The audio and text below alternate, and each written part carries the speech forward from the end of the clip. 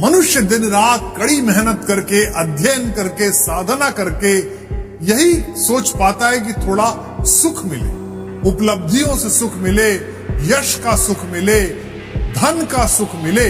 जब जिंदगी आपकी इच्छा के अनुसार चल रही हो, उस समय जो अनुभूति अंदर होती है उसे सुख कहा जाता है। लेकिन जीवन अगर ईश्वर की इच्छा के अनुसार चल रहा हो, उसमें जो सुख की अनुभूति होती है उसे ब्रह्मानंद कहा जाता है। जिंदगी दुखों का एक ऐसा नाटक है जिसमें सुख के एपिसोड कभी कभी आते हैं। अनुपात थोड़ा कम ज्यादा हो सकता है, लेकिन सुख और दुख की मनस्थितियां जीवन में सदा साथ साथ चला करती हैं। आज मैं आपको जो कथा सुनाने जा रहा हूं, वे भारतीय पौराणिक इतिहास की एक ऐसे स्त्री पात्र की कथा है जिसका जीवन प्रारंभ से अंत तक दुखों की एक महागाथा रहा। ये कथा है गांधार नरेश की पुत्री माता गांधारी की। राजसत्ताएं सबके लिए सुख का कारण नहीं होती और ना ही महलों में सदा सौभाग्य निवास करता है। माता गांधारी के जीवन में भी दुर्भाग्य राजाओं के वस्त्र पहनकर आया था। गांधारी अनन्य सुंदरी थी। एक दिन उनके पिता के दरबार में गांधारी के लिए विवाह का प्रस्ताव आया। पुत्री के लिए सुयोग्य विवाह प्रस्ताव आ जाए, यह पिता के लिए बड़े आनंद का विषय रहता है। लेकिन यहाँ एक गड़बड़ थी। प्रस्ताव आया था हस्तिनापुर के जन्मांध युवराज धृतराष्ट्र से विवाह के। धृतराष्ट्र नेत्रहीन थे, इसलिए गांधारी उनसे विवाह करने की इच्छुक नहीं थी। पर समस्या यह थी कि हस्तिनापुर उस समय इतना शक्तिशाली साम्राज्य था कि वहां से आए प्रस्ताव को अस्वीकार करके इस शत्रुता को वहन करना गांधार नरेश के लिए संभव नहीं था। यह दुख था आने वाले कल का, और समय प्रतीक्षा कर रहा था गांधार नरेश के द्वार पर, जहां हस्तिनापुर के साम्राज्य से आया विवाह का प्रस्ताव खड़ा हुआ। अपने पिता के असमंजस को दूर करने के लिए धृतराष्ट्र से विवाह करने का निर्णय लिया। पर राजमहलों की सोने से बनी दीवारों के बीच संवेदनशील हृदय अक्सर नहीं जी पाते, और हो तो इतने मजबूत हों कि विवश समझौतों को भी हंसकर स्वीकार करें, जो माता गांधारी ने किया।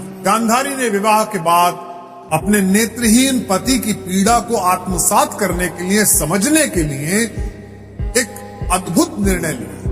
उन्होंने स्वयं को भी दृष्टि के सुख से बाहर रखने का फैसला किया। उन्होंने अपनी आंखों पर एक काली पट्टी बांध ली और जीवन के किसी भी प्रकाश के रंग और प्रकाश को अपनी दुर्भाग्य की कालिमा से रोक दिया। समय के साथ गांधारी के 100 पुत्र हुए, सब पराक्रमी, वीर, लेकिन बेहद हठी, लोभी और अनुशासनहीन। सुयोधन उनका सबसे बड़ा पुत्र था, और उस हट के कारण ही दुनिया की सबसे बड़ी लड़ाई महाभारत रची गई। व्याकुलता से भरी हुई उस असहाय माँ के बेटे युद्ध के उन्माद में हर दिन घायल होते रहे, मरते रहे,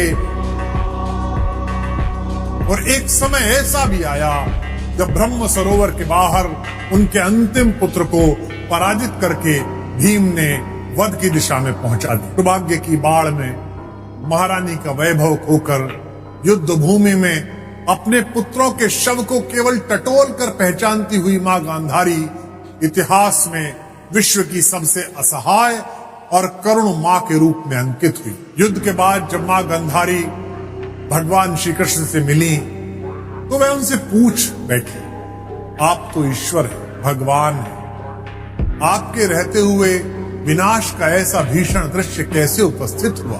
योगेश्वर कान्हा मुस्कुराए और कहा, मां, ये तो नियति निर्धारित था, इसमें मैं भी कोई हस्तक्षेप नहीं कर सकता। यह सुनकर गांधारी का दुख क्रोध में बदल गया। उन्होंने उसी समय भगवान श्री कृष्ण को शाप दिया कि जिस प्रकार मैं जीते जी अपने पुत्रों और कुल के विनाश को देखने पर बाध्य हुई हूं, तुम्हारी भी यही नियति होगी, तुम्हारे कुल का भी सर्वनाश हो जाए। यह तो कथा थी।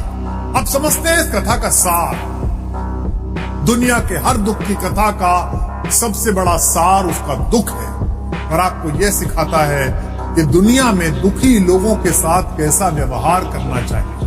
हर दुख की कथा हमारे दुख को छोटा बनाती है। इस दुनिया में संकटों से घिरे हुए हम अकेले नहीं हैं और इससे पहले भी संसार में दुर्भाग्य की आंधियों के बीच हिम्मत और आशा की लौ जलाने वाले पैदा हुए हैं, जिन्होंने अपनी पूरी शक्ति के साथ विपरीत परिस्थितियों में विजय पाई है। हमारे कुनबे के बड़े कवि स्वर्गीय नीरज जी ने कहा था, लाखों बार गगरिया फूटी शिकन न आई पर पनघट पर, लाखों बार किश्तियां डूबी चहल पहल वो ही है तट पर, तम की उम्र बढ़ाने वालों लौ की आयु घटाने वालों, लाख करे पतझर कोशिश पर उपवन नहीं मरा करता है, कुछ सपनों के मर जाने से जीवन नहीं मरा। जिंदगी जिंदाबाद थी, जिंदाबाद है।